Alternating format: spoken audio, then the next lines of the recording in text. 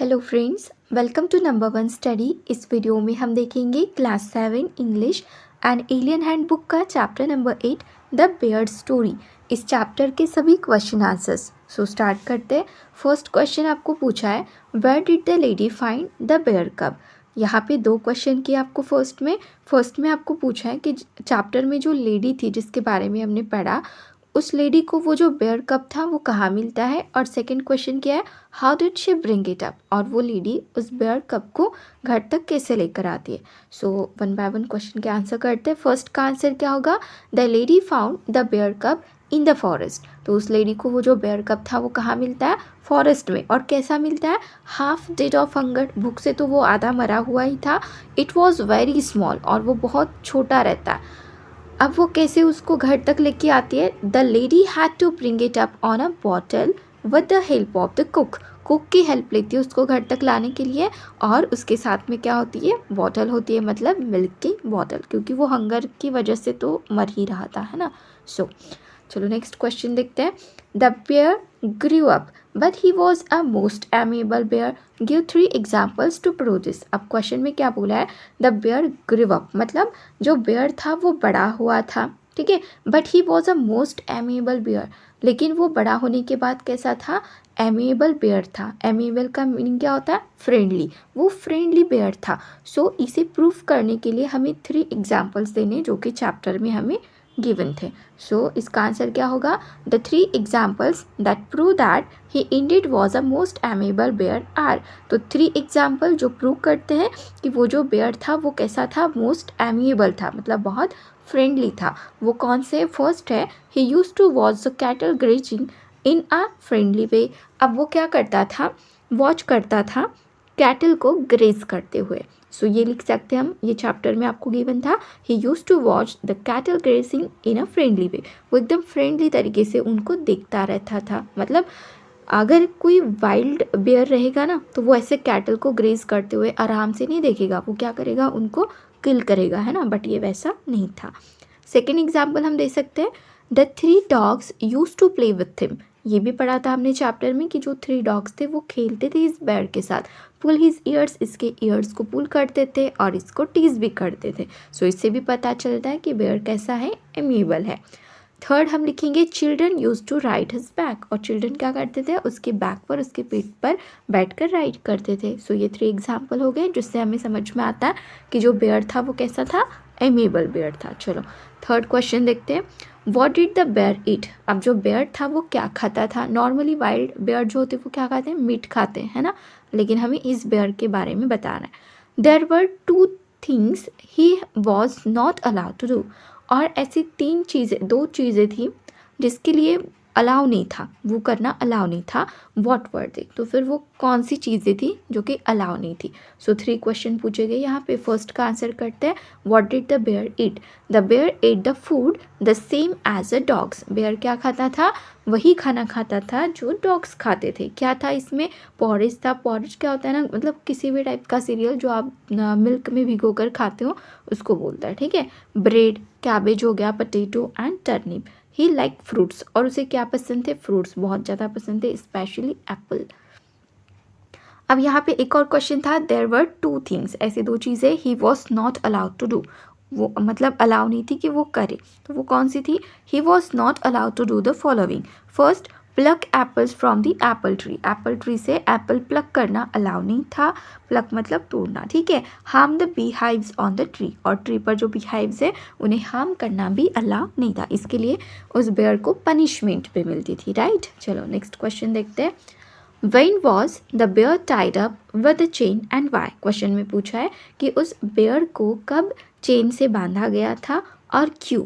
सो इसका आंसर होगा, the bear was tied up on Sundays. कब बांधा जाता था, संडेज को। क्यों बांधा जाता था, because his mistress use to go for a visit to her sister. क्योंकि जो उसकी मिस्ट्रेस थी, मतलब को कंट्रोल में रखने वाली जो थी, उसको क्या करना रहता था, संडे को अपने सिस्टर के घर जाना होता था उन्हें विजिट करने के लिए, ठीक है ना।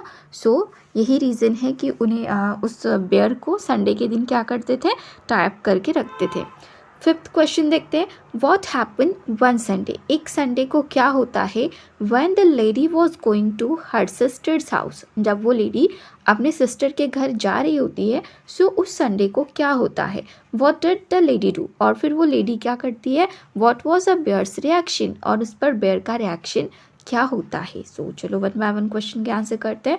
What happen one Sunday when the lady was going to her sister house, इसका आंसर क्या होगा, one Sunday when the lady was going to her sister house. ये तो क्वेश्चन में से लिख लोगे आप, एक संडे को जब वो लेडी सिस्टर के घर जा रही थी उसको मिलने के लिए, फिर क्या होता है, she heard the sound of cracking branches behind her, वो क्या सुनती है कि उसके पीछे जो ब्रांचेस है ट्री के वो क्या हो गए थे, क्रैक मतलब टूट रहे थे।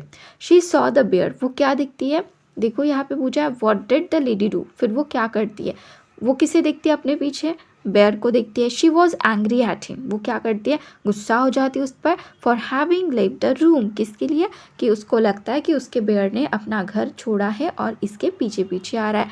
She hit him with her parasol, और वो क्या करती है, अपने पैरासोल से उसको बहुत मारती है। पैरासोल क्या होता है ना, मतलब एक पतला सा हम अम्ब्रेला बोल सकते हैं जो धूप से बचाता है, ठीक है, light umbrella. The bear turned around and began to walk back, अब देखो यहाँ पे एक क्वेश्चन था, what was the bear's reaction, bear's की क्या रिएक्शन थी, the bear turned around, bear क्या करता है, अराउंड टर्न करता है, and began to walk back, और वॉक करना शुरू कर देता है बैक में।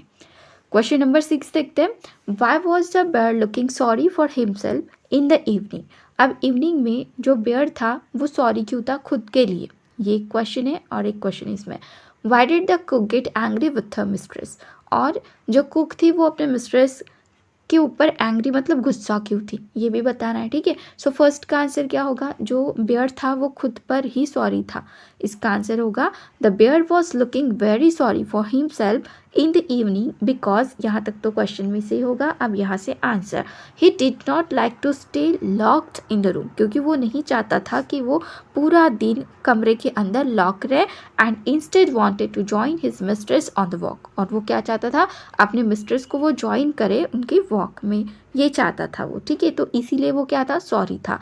सेकेंड क्वेश्चन है, Why did the cook get angry with her mistress? अब जो कुक थी वो गुस्सा क्यों थी अपने मिस्ट्रेस पर, इसका आंसर होगा the cook got angry with her mistress because the mistress was scolding the bear, क्योंकि जो मिस्ट्रेस थी वो बेयर को स्कोल्ड कर रही थी, किसके लिए, फॉर फॉलोइंग हर, मतलब मिस्ट्रेस को लग रहा था कि बेयर जो है उन्हीं को फॉलो करते करते आया है to the forest. The cook told her, और फिर इस बात पर, ये सब सुनने के बाद कुक क्या बताती है मिस्ट्रेस को, that he did not leave the room any time, बताती है कि इस बेयर ने तो एक पल के लिए भी इस रूम को नहीं छोड़ा है, and had been sitting there gently all day long, और एकदम जेंटली पूरा दिन यहीं पर वो बैठा था, ठीक हो गया।